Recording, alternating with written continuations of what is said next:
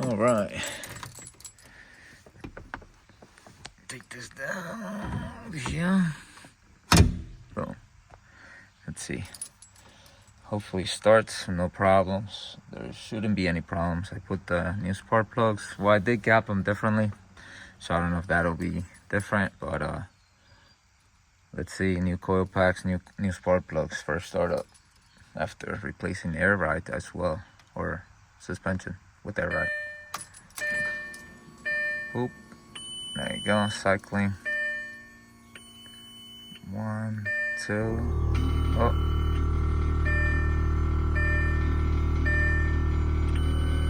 3.